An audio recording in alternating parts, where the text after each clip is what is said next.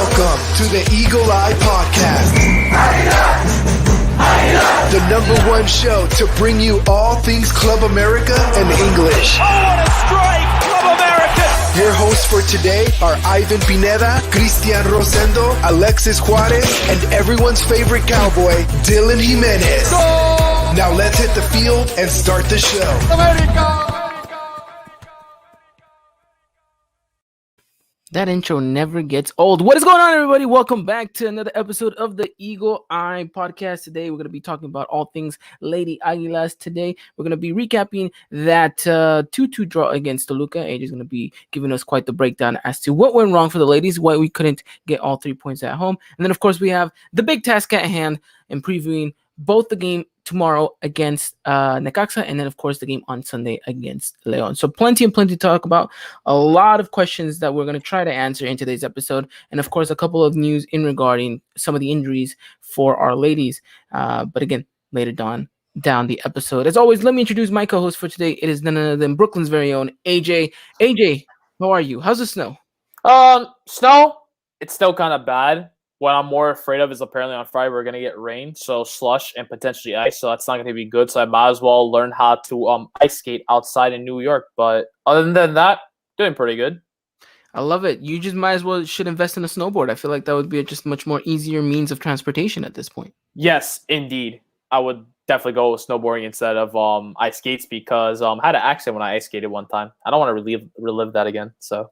Well, don't worry. I don't think any of us are going to force you to relive it. Although if anyone does want to, just let us know in the comment section down below. We'll see if we can get a little bit of details in regards to that from AJ. But okay, let's talk Lady Aguilas here. But beforehand, I do want to say happy international, well, not international, it's more of National Girls and Women's in Sports Day. We'll have a little bit more of a shout out later on in the episode, but I do want to say shout out to all the ladies, shout out to all the women, shout out to everyone that's doing an amazing job in sports. You guys are literally sometimes what puts and drives everything together. And we know so many of you in this industry, and we just are blessed to have been able to be working alongside some of you guys, and just excited to see what the future has in store for all of you. But all right, AJ, now that we've gotten the affirmations out of the way, why don't we talk a little bit about Lady Aguilas against Toluca? A matchup in which we thought that this is a game where the ladies could turn things around. For the most part, AJ, it seemed like it was going to happen. It looked like this game was finally going to be the game where things switch. The starting 11 looked very promising. The players that were out there for moments and bits and pieces gave us what we wanted. But again, the ladies can't hold on to a result. And because of that, we end up dropping 2 points against a very good Toluca side, but I would dare to say not as good as we expected them to be. Yeah, no doubt. America family did get things going, as you mentioned, early on the second minute. Fernanda Pina gets her first goal for this club, and with a great pass from Blue, from Danny Flo herself, which was amazing. But then in the 17th minute, a silly little foul happened where Saneva happens to take the legs of a Toluca player, which was not great. Then when Marlet Tovar, the defender for Toluca Femení, got the free kick, it was a rocket of a shot, and it just went over JD's head and went right in to tie things up, which was unfortunate.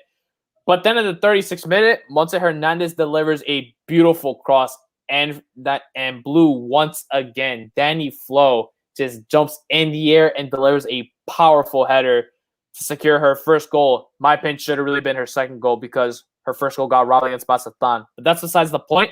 She scored her very first goal for América Femenil, which is great to see. But then we go all into the 76th minute where a corner kick happened for Toluca Femenil. They take the corner. It ends up in Maria Maleon's foot. She kicks the ball underneath an América Femenil defender's legs. And Jay was unable to see where the ball's at. Ball into the back of the net. And that's how the game would end. 2-2 at the end of the day.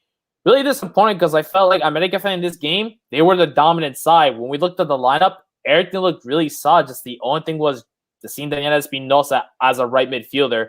While she has the pace, I'm just like, there's other players that can take that position instead.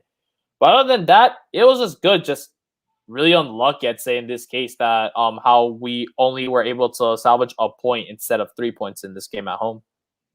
I'm with you there in respects to this game should have ended up being something else for us. I will say this: I don't, I can't sit here and criticize the ladies as I usually do week in and week out because I didn't see this game to its fullest. I caught maybe the first couple 15 minutes, bits and pieces here and there, and then of course the last 5 minutes of the match. So it wasn't that I was like so much heavily vested in this match. Unfortunately, of course, I was at work and I was trying to do as much as I could without getting fired to some extent. But from what I saw, AJ, it it just seemed that again, and we talked about this yesterday after we podcasting and we were talking about this episode. I just felt that we never hit the next gear. It always seemed that it was like, okay, we're doing okay, we have our chances, we're being dominant, but there isn't no kind of end result to this. Mm-hmm. That's the most frustrating thing about this side is that we have players that are capable of scoring. We have players that are dynamic, explosive, and can make things happen. But for some reason, things aren't just clicking. And I think that's the most frustrating thing about all of this, Yeah, no, just like I said, when we look on paper to how this starting 11 looked like, it's strong, and it's one of the more strong storylines that we have featured throughout this entire season so far, which gave me hope into this game, thinking we can actually give Toluca a run for its money, and we can get ourselves 3 points. Yeah, you see the result, that wasn't the case, and then you're now thinking to yourself, how did it happen? And I really feel like what it really came down to, just silly mistakes. Like the first one, I feel like originally this game should have been 2-1. If the Selena Valera foul never happened, and then you think of the second goal that happened, we would have been fine this game. But it's just silly how little silly mistakes like that can cost you a match like that. At the same time, then it's just like I feel like throughout this entire game, I was never worried. Toluca had only really 2 good shots this entire game, that being the free kick and the header from the corner. Everything else at that point, we didn't have to see JD make an amazing save. It ain't the ball just went directly right into her hands or at a reasonable range, just able to just get the ball right into her hands with no problem. Defense, they didn't really have much to do. Midfield, I'd say the same. We'd see Dani Espinosa and Montse Hernandez, they were just making a lot of crosses. They were given all those opportunities to do that. With Danny Flo and Maria Pina, they had chances, but just couldn't seem to get themselves more than one goal.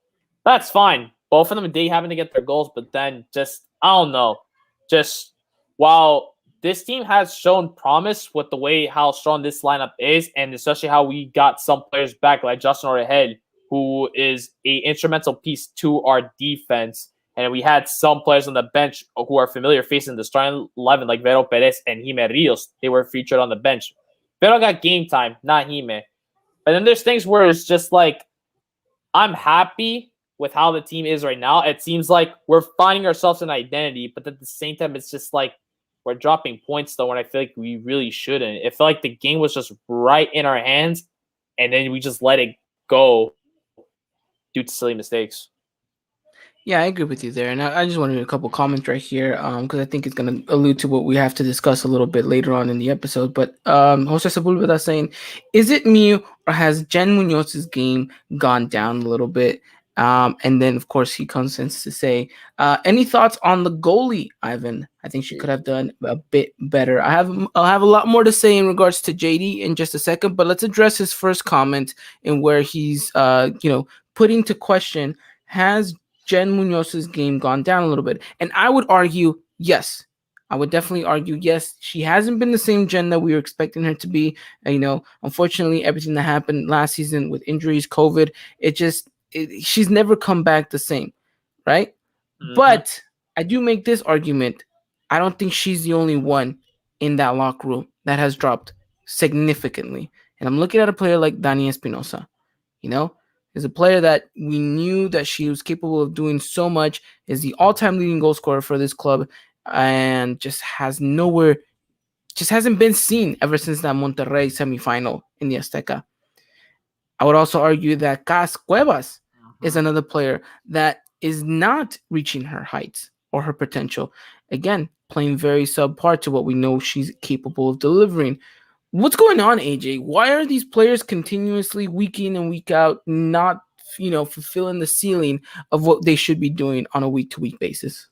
That's something I constantly think about every single day when it's game day or just seeing how the roster. It's like, how come they are not being the player that we saw when they first arrived to this team? They were doing a spectacular job. Then 2 seasons or so later, it seemed like they just dropped form completely, or they get relegated to the bench, and then you're just like, what happened? Was it a problem that happened at Coapa? Was it something outside? I question every time. Like Dani Espinosa, I really feel like that Aguilas game kind of changed her. I feel like she's just not been the same play that I've seen since. We see some explosiveness in her, but even that, it's just like I think it's still haunting her, which is sad to see. Cascuevas, it's the same thing. I feel like the constant position change between her, it might have just affected her game in a way. And you see how she's been the last 3 games. I feel like she got progressively worse with each game. There's even a time where we see her not really create a key pass, like successful dribble, or even get any shots on target. And in this game, against Toluca, she was not featured at all. And I'm not mistaken, she did not even sub in at all, which raised questions. What happened? If you want to mention another player too, look at Zulma Hernandez. She used to be a really solid defensive midfielder for this team when she first started. Now she's just relegated to the bench. Ana Gabi as well. She was the first defender that worked with Jocelyn when she first arrived on this team. She solidified herself, I'd say, as a good player for this club, and I'd say a good defender in the league, but I just feel like she's just dropped form. And then when it comes to Jem Munoz, when you get COVID, you sometimes never return the same. While you can have some of those moments in game, but maybe you cannot last the full 90 minutes. If you've just been seen from time to time again, while she does get the start, she gets subbed out either by halftime, the 50th, 60th, or 70th minute mark. And it's sad to see, because when she first entered in the league into this team, everyone's already put all the pressure on her, saying she's going to be the next big star in America Femenil and potentially one of the faces in this league. And just seeing this, it's sad. And I feel like you could say anything as well, the goalkeeper situation as well. We're constantly rotating. I feel like ever since Cecilia Santiago has left the goalkeeper position at America, that void has always been empty. We're just trying to think who can finally be the one to take that spot. Is it JD? Is it Acuna? Is it Mascherelli? Everyone's pointing towards Mascherelli, but then you already know how Cuellar is. He's always going to have some kind of trick up his sleeve or throw a curveball at anyone and just switches everything up. But just, it's sad to see how this team, by paper and the way the roster is, they should be competing and gaining 3 points, in my opinion, every single game. And you're seeing how they're performing this season so far, raises a lot of questions, and you just wonder what's the future for America Femenil is going to be like. Will these players ever reach their original forms again? Or they're just going to end the game relegated to the bench, or if anything, transferred out of this club? That is the big question, and I think I alluded to this with my conversation with our beloved cowboy Dylan Jimenez, which again, that episode will be out very shortly. If you guys want to hear that, we talk a lot of America men's and America Femenil as well. And I think we tackle the subject of Cuellar and what's really going on with some of these players, and I think that. I think we put it perfectly where, a lot of this stuff that we're finally seeing unfold was stuff that was deteriorating from seasons past. And it was just a snowball constantly getting, building motion and motion. And now it's gotten to this big, huge snowball that, it's just running rampage, and we're looking at the outcome of it. Specifically what's going on in and around the club for the Femenil, I don't know, AJ. But something tells me it's not going to end well. It's not going to end well at all, and I don't think Cuellar is going to be here by the end of the season if it does unfold the way that we're predicting it will. Yeah, no, it's just sad to see like how I feel like, just in my eyes, I've seen this team play a lot, and I feel like this season is probably the worst start we've had to any season prior. And like you mentioned, it could be a snowball effect. It feels like it could potentially get worse over time. And that's not a good thing. And everyone's already saying every single game day, regardless if it's just a picture or if it's a video talking about a player and her history, you're always seeing the comment, fuera Cuellar. Like every fan is just done with them and they want to see change now, right here and right now.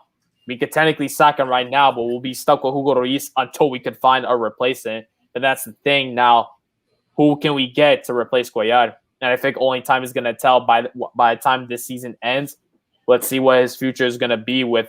Is it going to still be with the team for another season? Or he's finally going to just step down and call it quits? I think it's time for him to go. I think his tenure's come to an end, and I think it's time for America to look elsewhere. And it's funny thing you did tell me, right, AJ, that even if we were to sack Cuellar, we can't bring in a replacement until the season ends, correct? Yep, just like with Santos Laguna after Martin Perez passed away, the auxiliar técnico is pretty much the person as the head coach now. Yep, until they could until the end of the season they could get a good replacement for him. That is mind-boggling by all means necessary. But hey, we're not here to discuss that right now. We're here to talk about America versus Toluca. And kind of what we were alluding to earlier, AJ, is that this game was one of those where you had it, but because of mistakes, you lost it. And it was as simple as that. It was silly mistakes in each one of these goals. And going back to what Jose Sepulveda was asking in regards to the goalkeeper position, I think JD was completely rusty in this match. I get it. It's her first game back, but I was expecting better from her. I was, and this is someone that's been kind of in the eye of the press and kind of a little bit in the hot seat because of, rumored, allegations of things being heated up between her and Natalia Cunha, and a couple of tweets being thrown back and forth at each other. So you thought, okay, JD's going to bring it and she's going to come at it and she's going to say, and she's going to try to claim her starting 11 spot, but she didn't. She came a little bit rusty, very much below par, and you saw it. You saw it in the game. I saw it in that free kick goal that we conceded. Whilst I will say that the first initial mistake is from the defender to make that poor challenge, I will say, though, that the goalkeeper should have done a much better job at saving that. I get it. The shot was taken very well. It was very well hit, but it wasn't very well placed, if I make any sense in that, AJ. It wasn't top bins. It was just a really good struck-in ball that if JD just, doesn't take that incline of a left step, I think she gets there. And even though she did, I think she had every ability to, to get there in time. But I feel like her technique was a little poor in that aspect. And so I was expecting more from her, I was expecting better from her. But like you mentioned, AJ, we have this kind of ongoing rotational problem at America because, we thought we finally had that number one goalkeeper in Renata Mascherelli. Unfortunately, now she gets injured, and now we're kind of going back on a loop with, it's JD, but then she gets injured. Oh, it's Natalia Cunha, but now she's injured. And now it's Mascherelli, and now she's injured. So it's a cycle that's never ending for America at this point. And that is the biggest worrying thing right now. What's really more worrisome, too, because JD, she's essentially what everyone looked at was going to be the successor to Cecilia Santiago. Remember, in that season where they won, I think Cecilia Santiago got injured at some point, and she had to take over. She had to take over for 9 games. And when you think about when they won the exact same season and she got the results for us, you're thinking it wasn't all Cecilia Santiago. Yes, she played a really big part in the final at the very end, saving all his penalties. But when you look at Reyes' season, JD had a part in that too. She got us the results, the 3 points, the wins, everything we need to get into the Liguilla, and then took the backseat once Cecilia Santiago came in. And that's the thing. And I feel like she has a lot of promise. She's done a lot in her career so far. She's got a title. She was a part of a U team that ended up in the final for a World Cup. That's a really good thing to have in your resume. And then when you get the thing, you're the successor next to Cecilia Santiago. When she's gone, you're the next big thing. And I feel like she's hitting the expectations, but at the same time, she's not hitting if it makes any kind of sense. It's like she has everything there is there to be a goalie, but then it's like she's still young. She makes countless mistakes from time to time, but then it's a thing now as well where she's trying to create a little bit of drama, which, yes, I know it's good to like set yourself and let it be known that, yes, that, you're one of the staples in this team, that you're one of the best players in this club. But at the same time, it's like you cannot have little arguments like that because it can cost a spot in the team. And I feel like it's a thing with like it's a zero tolerance kind of thing with this club. You do something silly, you pay the price. Look what happened. She said against Mazatlán. I feel like in that game against Toluca, like you said, she looked rusty. And then I think when the camera was pointed at her sometimes, I don't know. I feel like she just wasn't 100%. Seemed like something was bothering her. Like when they scored, she I think it was prayed. just self doubt at that point. I think that's what it was. I think after that first goal, I looked at it. It's like very well placed free kick, but it's like she could have saved it. And then the second goal, honestly, that was just unfortunate. It just was perfect timing for that ball that ended up in Malion's foot and then go through the legs of an America Femenil player. And just JD could really do nothing at that point. And it's unfortunate when a goal like that happens. Moments like that where it's like at a point, the goal's going to go in. I don't think you're going to be able to save. But I feel like once she gets into the string of things again and just continuously playing, she's gonna find her form back. But that's if Guerra actually wants to start her and not play the constant rotation game in goalkeepers. So yeah, it seems like no matter what we talk about, whether it's the goalkeeper position, the center midfielders, the strikers, the wingers, there's always one thing that correlates back to the initial issue. It's Cuellar. Cuellar and his ongoing rotation, his ongoing kind of, I don't know if you want to call it a fixation to be kind of tinkering with formations and lineups and players that I think we've gotten to this point because of those same kind of problems, yeah, So, I mean, we'll see. We'll see. But, I mean, America drops 2 points. Not the best result, but not the worst either. I think we're still pretty early on in the season. I don't want to even know where we're at the table, but I do know that we have a couple of games coming up that if we can get some 3 points, we can be looking at a much better position. Right, AJ? Yes, sir. So, I mean, ultimately, wasn't the best of games. There was some positives to take away. The fact that Jocelyn Orejel was back, like you mentioned, the fact that, Blue. I always find it funny when you call her Blue because her name, obviously, we call her Blue and or Danny Flo. But if anyone's ever watched Jurassic World, there's a velociraptor that's called Blue. So it just makes me think of that. But yeah, we'll see what happens. Danny and Pina, they get their goals, and we'll see if Mayra Pelayo got a couple minutes as well. So some promising things to take away, but ultimately I think 3 points would have been exactly what this America scene needed. Now the question is, will they be able to make it a possibility against Necaxa and Aguascalientes? And we'll talk about that in just a second. But AJ, before we move on into the next, by the way, I had this made this whole time and I never put it up. Oh wait, no, sorry, my bad. Where's this one? Recap. There you go. My bad. Terrible stuff from me. Yeah, before we move on into the next segment, AJ, I just want to remind people that today they can get 10% off over at Footcult if they use our discount code EEP at checkout. If you guys haven't done so already, you guys can go check footcult.com, and they are dropping some amazing stuff this upcoming month. And if you guys don't follow them on Twitter, AJ, they just dropped this very nice alternative black kit with like some what would you call the design? The inner designs that look kind of like pink/purple. It looks very rosy, not look, I'm terrible at describing stuff, but if you guys haven't done so already, check them out. That link is gonna go up soon where you guys can pre-order that jersey. I'm looking at it as a beautiful goalkeeper jersey. I can't wait to get my hands on it. And if you guys can't either, make sure you guys use the discount code EEP at checkout to get 10% off. Again, thank you to Footcult for sponsoring, and don't forget to use the discount code to get 10% off all Footcult products. All right, AJ, let's move on into the next one because we got two games to preview. Before though, is there any updates in regards to the World of Coapa for our ladies? I know that we have mostly all of our injured players back, with the exception of 1 or 2 players. But any news? There's not really much to be honest, but as you mentioned, the full roster, it's almost back. Jimenez was featured on the bench in the game against Toluca. Vero Perez was also on the bench, and she got the playtime. Jimenez was the owner really that did not get any playtime, but I'd expect her that she will probably be playing in the next game against Necaxa or Leon, which is good things to hear. Macharelli still injured.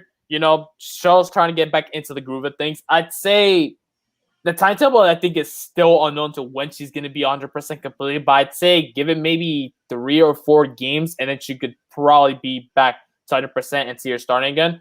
And then Club America did release a post on Liga MX on the Liga MX website where the executive president of the Liga MX was talking with America, and what Santiago Baños did say, the sports director of America, he said that he liked the idea of wanting to make the Liga MX bigger, and how he would also love as well to improve the facilities and everything that goes on with America Femenil in hopes of, trying to have better scouts, just trying to have better, trying to maybe get themselves back inside Azteca, which I really hope they do, because that's their true home instead of Coapa. Just making the facilities over there even better for the women. And that's really good things to see, considering how this league has started in 2017. And look how it's getting a lot more coverage as years go on by. And it's great to see. This is one of the very few leagues, I'm not mistaken, where you're able to watch it in 2 countries. You got Mexico and the United States. I think the other league could probably think of the NWSL, where they also air stuff in the United States, but they use Twitch to try to get people, whether they're from outside of the United States, to watch the game. So it's really nice moves to see, and it's nice to hear from people at the men's side of things who are saying they want to see this league improve more and more every single day, and how how Santiago Baños is willing to do everything to his ability as well to try to get everyone involved in America to make the women's team better, and giving everything that they can in order to get their name out there. But also as well, how he agrees with the idea. He wants to make the Liga MX Femenil even bigger. He would like to see a whole bunch of ideas being incorporated into this league to give it more exposure, which is always nice to hear. Definitely. Well, that is the bit of news around the world of Coapa for our ladies. And with that said, let's talk about America versus Necaxa. The ladies have already officially traveled to Aguascalientes. AJ, they are over there ready to play against Necaxa, which is going to be tomorrow, Thursday, February 4th, 3 p.m. Pacific Standard Time. 5 p.m. Eastern Time, 2 p.m. Pacific Standard Time, and 3 p.m. Central Standard Time. I made a mistake right there. And ignore that, guys. Ignore the typo. If you guys are listening through Apple Podcast, Spotify, you guys don't even worry about that. But yeah, so the ladies are in Aguascalientes. AJ, how are we feeling coming into this game? Because Necaxa was, again, one of those teams that we completely thrashed last season, and we expected something similar against Mazatlan, but we're only able to walk away with a point. Do you see America struggling in this game as well? Aguascalientes has never been a promising place for America. I don't know. I'm a little hesitant coming into this game. I don't blame you. Last season, we beat them 6-1. We thrashed them completely at home. But the season before that, it was a 1-1 draw. And we struggled against them. Why? It's just things that I feel like in this league, that's why it's always so exciting. You see the teams who are struggling are actually giving these big teams a run for it. They're making them so frustrated and wonder how they are leading to one goal.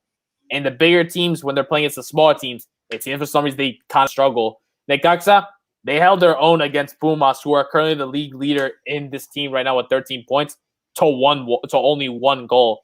So I would not be surprised if Necaxa happened to do the same exact thing to America Femenil and frustrating to no end, just like what we see against FC Juarez, who are also another team that's strong right now. Try to fluster them in every single way possible. But I get how you feel, Ivan. You feel it's a game where it's like we should be able to do damage to this team, but at the same time, they could probably be the ones that actually give us the surprise. But I'm fairly confident into going this game. We almost have essentially our full roster back, and I could expect we are to start a very strong starting 11 against Necaxa as a way, to then get the message out there for the league saying we're back. Yeah, I think this is a game where America needs to finally make a statement. And I know we've been saying that for the past couple of games, but it's like it really has to be this one, AJ. Like, you can't go into Leon expecting to be like, okay, we didn't win last game, girls, but we can still get back into this. Like, at one point, I just feel like it gets mentally draining for these players as well to be coming off poor results.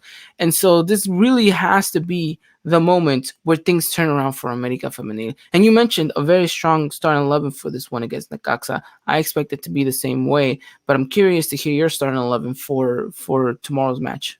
Mm-hmm. So for my Lamba, I got JD Gutierrez starting as the goalkeeper. The back four consists of Jimena Rios, Jocelyn Orejel, Janile Farias, and Monica Rodriguez. For midfielders is going to be on the left mid side. It's going to be Montse Hernandez. Your two CMs are going to be Vero Perez and Jen Munoz. Right mid's going to be Diana Garcia, and your two forwards are going to be Daniela Flores and Daniela Espinosa. Okay, so both Dannies are up on top. I mean, look, I'm a firm believer that Danny needs to see the bench. I can see that because she's been playing as a right midfielder. She has the pace for that position, which is good. But then, just like the same treatment that was given to Cas, she had a bad string of games. She saw the bench, did not feature at all throughout that entire match. And if you hear that as well, I didn't even feature her for this game against the Cox too because I feel like she needs another rest. Find her form again. Just take the time where you can relax for 2 games and just maybe just think to yourself, as you're watching the game from the sidelines, what can I do to improve my game? And I feel for Daniela Espinosa, I would not get surprised she actually does get benched, and when we see someone like Fernanda Pina get the start as well. And I think against a team like Necaxa, who knows? Guerrero could probably surprise me. It could be completely on his line. He puts in a bunch of players who has never been given much playing time. It just says, oh God, I hope not. you never know. If that does happen, I'm just going to be like, I'm disappointed.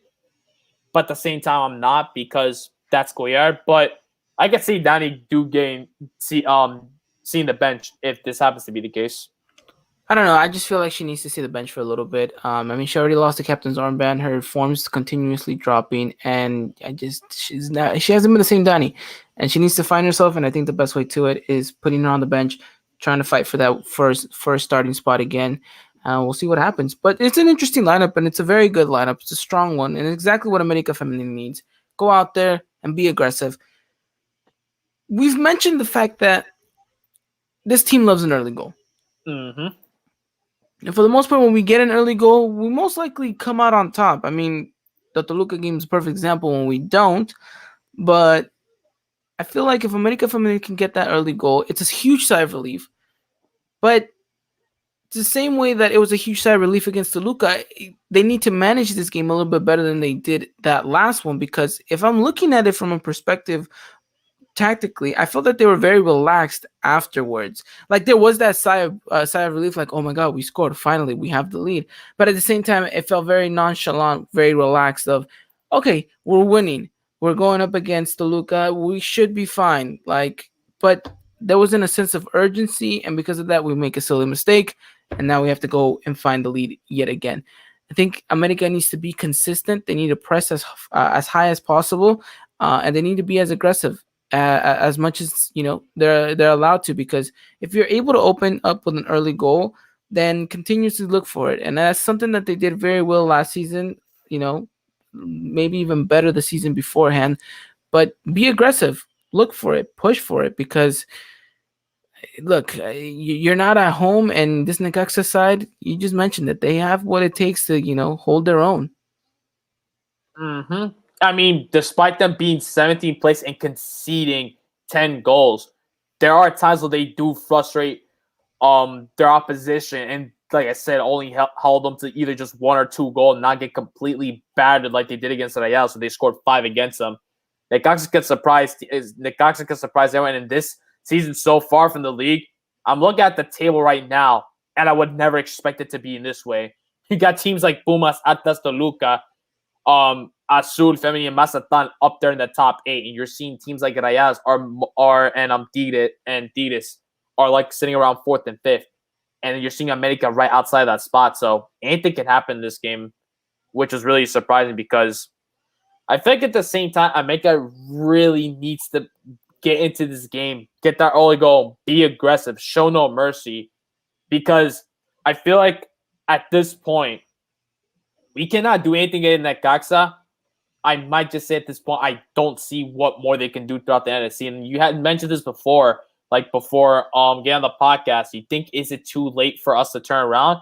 Me personally, I say there's still plenty of time, but we're at a point now where it's like we cannot afford to tie or lose any more games, because as the season progresses, trying to get into that top 8 is going to be hard. Like last season, we were sitting on top in the top 3 for a good portion of the season. We dropped points towards the very end. We ended up, I think it was like in 5th or 6th, and everyone's like, that's disappointing. That should have never happened. So this game, and that's what I was trying to go to, is that Mhm. you can't finish in 8th or 7th position. That's just an embarrassment at that point. That's a failure of a season in itself. Like, okay, yeah, you made the playoffs, but unless you win the whole thing, then it wasn't a good season. It wasn't a good season. And that's where I'm at right now, AJ, is the fact that I feel like you're at the point of no return. You literally are at the point of no return. Either you are going to continuously sink, or you are going to finally swim and get yourself up and climb up this ladder, or this table, better yet said. But you need something from this game. Like, it's a must win.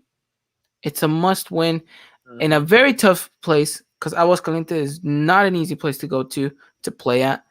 But we're hopeful, and we think, we're confident in these ladies. It's not to say that we come here week in and week out, and some people may take to the fact that, oh, they're just bashing them and this and that. Like, I think we're being fair with our criticism here. It's not to say that we don't think that they're capable of turning this around. I think that they just need to start showing it for themselves rather than just for us. So I think that this game is pivotal, and if America Femenil wants to rescue their season, it starts tomorrow, AJ. You said it. You said it really well. We need a result for this one. This one, I feel like at this one, you're at the point of no return. If we cannot get a good result out of this, it's not going to be looking good for the rest of the game. Yeah, if you can't beat Necaxa, who can you beat? Again, no discredit to Necaxa, because we know that they have the capabilities to frustrate teams. But you look at it on paper, and it's laughable. You just you got to go out there and get the points. So my question to you now, AJ, is your prediction for tomorrow's match against Necaxa. 3-0. 3-0. Wow, that's adventurous. Okay, I like it. Going back to the AJ results, I like it. I'm gonna go 2-1. I think America is able to walk away with all 3 points. It will be a little bit of a scrappy one, but again, this is the game that you have to build upon. Like, it should have been the first game against Atlas, but now it really has to be against Mazatlán. Excuse me, Necaxa. Which, by the way, it should have been against Mazatlán as well, but neither here nor there. But it's frustrating, AJ. It's frustrating having to sit here when we know that we can be here talking about much better things in regards to how the ladies are playing and the season. But it's unfortunate, we're the situation we're living at, and they got to turn it around. They really, really got to turn it around. And I hope Goyard can at least manifest that onto them. Please do so. Because like I keep saying from time to time again, man, I just never want to be constantly bashing this team. I love this team so much with a burning passion. Not every season is going to be, an easy path to the year. There's going to be bumps along the way. But sometimes as well, things definitely don't go your way. And maybe it could really, truly be a test. Can you truly bounce back from all these obstacles you've gone through? You may have gotten results you definitely did not want, but you could always turn that around and find your form towards the very end of the season and then go back to what you're doing best, and that's getting wins and fighting for that title. Definitely. Well, ladies, get you someone the way that AJ loves America Femenil, someone that loves you with a burning passion. But okay, AJ, moving on to Sunday's game. An early one here again. America Femenil going up against Leon on Sunday, February 7th, 11 a.m. Eastern, 8 a.m. Pacific Standard Time. This game's going to be live via TUDN. By the way, the game against Necaxa, we didn't mention a TV chain because, well, it's not going to be aired here in the States, is it, AJ? Nope, it's on Claro Sports in Mexico, but it's geo-blocked here, so there's no way you can really view it unless you have a VPN. But time for me to get my goggles and my tank and just dive into the internet and see if I can find a link, which I probably will. Definitely. Look at that, AJ. Very confident in being able to find a link. I love it. But yes, let us know. And this is a perfect time for us to talk about our VPN sponsor. I'm just kidding. We don't have one. NordVPN. But any VPNs out there looking for a plug, give us a shout out. We're willing to talk numbers and we're willing to work something out with you guys because I think we're the perfect podcast for a VPN. Like, hello, like jump around, watch Liga MX Femenil. That's even Whatever. perfect as well, because ever since this league first started as well, half of the time, or maybe the majority of the time, you would have to be searching for a link just to find these matches. And I love it. I get to search and it was like, there's people interested in this league, and that's good. What's frustrating, I have to go to my computer, my laptop, my iPhone every single time where it's game day and just having to find a link. So hey, a VPN, please just switch my thing to Mexico, and I could just watch every single game without having to be geo-blocked at all. So perfect. Now, one day, AJ, one day. But okay, let's talk America Femenil versus Leon. Like we mentioned, this game is gonna be live on Sunday. Pretty early one here for us here on the West Coast, but for the East Coast, you guys should be about midway through brunch. So this is a perfect time. What are we expecting from this game, AJ? I know it's a difficult one to talk about because we haven't gone through the Necaxa ups and downs, but trying to look and forecast ahead past that and into this Leon match, I think we're expecting the same thing from the ladies, right? It's you're coming back from the point of no return at Aguascalientes, where your season eventually is going to be kind of pivoted one way or another. I think this Leon match is going to be one of those where you're just like, okay, if we got the result, let's build on it and let's take Leon to the cleaners. But if he didn't, then I think this game then even seems much more of a challenge because then you're thinking it's a quick turnaround. I got to play at home, and I didn't get the best result against Necaxa, the team that everyone is expecting us to beat. How am I going to go up against Leon? And that's what would really creep doubt and worry into my mind because, it's a tricky one, AJ. Yeah, no doubt about it. They're just only one place below America Femenil. America Femenil are in 9th. They are in 10th. They got quality players on this team, while everyone would consider it to be the dark horse. They kind of haven't really been showing it as much, such with the players they have, but they always give teams a scare, and they're a competitive team. You got recognizable names in this team like Lucero Cuevas, Esmeralda Verdugo, Claudia Cid. You got players like that who can really make an impact onto this team. When they're on their day, they get things going, and sometimes it feels like you just can't stop them at all. You got all the players on this road like Sonia Vasquez, Justin De La Rosa. You got former America Femenil player Mari Cruz Gonzalez. Like, they got some quality players right in this team. And the last time we did face against them, while they didn't really cause too many problems for us, we did concede a little silly own goal, but we were pretty much the ones dominating Leon. That's not to say in this case that it's going to be the same thing where, we're going to get the 3 points. Anything can happen in this game. And I feel like Leon, it's going to be a challenging match. And like you mentioned, we don't really get the result against Necaxa. It's going to be more difficult against the Leon side that's going to be hungry and wanting 3 points.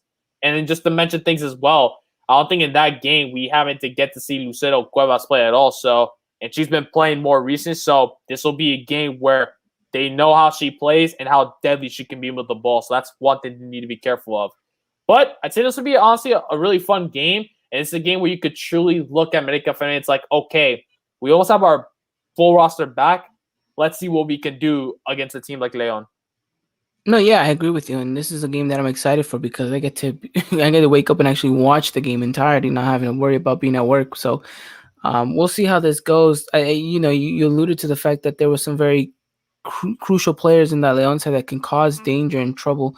I think that America Femenil's defense is going to be as tight as possible in this one, and you're looking at Farias and Oregel's partnership kind of coming to fruition. It has to be, it has to start gelling a little bit more in Necaxa and cement itself a little bit better against Leon, because I do think that's the team that might cause us a little bit more trouble as far as what we can see or as what we can tell.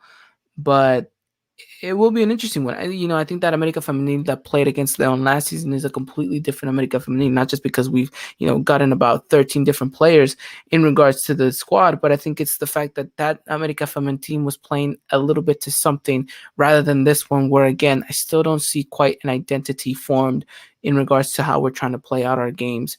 But you mentioned it. It will be an interesting one, and it's definitely one to keep an eye out because this is a team that could potentially, you just mentioned it, some people have them down as their dark horse. They could be potential, upsetters in Liga.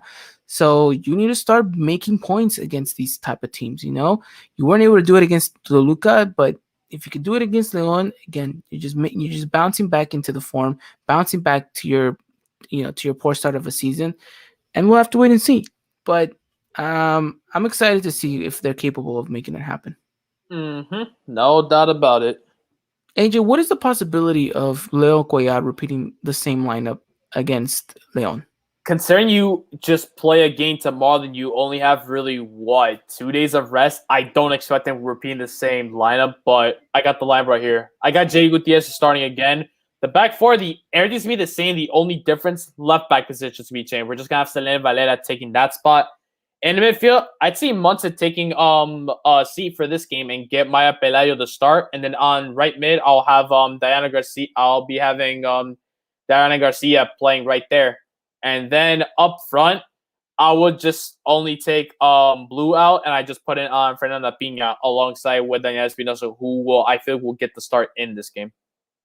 Yeah, I feel like if she does get benched against Necaxa, like we're kind of saying we think she would definitely be back for this long game. I don't think we have the luxury to sit out one of our best players for that long of a period. Hopefully, It takes all but one game to get her back on form. But it's going to be a true testament to this team as to how much depth we actually have, and how much in shape they are for this one. A lot of questions regarding some of these players that are coming back from injury is, can they go the full 90? Can they have a quick turnaround in 2 days? That's going to be the interesting thing to kind of note. But it'll be a good test of character for America Femenil this match against Leon, which, again, we can't really go too much into it because we have to first see what happens in Necaxa. But since we don't know what's happening, we just kind of, casting a wide net in regards to how we expect this game to go out for America. Overall, though, you're at home. You're expected to win. The expectation is never going to change regardless of what happens in Necaxa.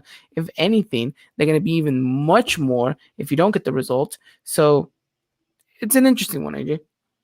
I'd say this is going to be a really fun match, and I feel like if we could truly get the result against Necaxa, I'm actually more confident that they can get the result against Leon Femenil. And especially with the lineup that I did mention, if this is what's going to be the case, we can deal some damage to them. I can expect some goals being scored in this game. And I feel this is going to be a game as well. If we continue our form like this, we'll get back into the groove of things and go back to getting 3 points every single game.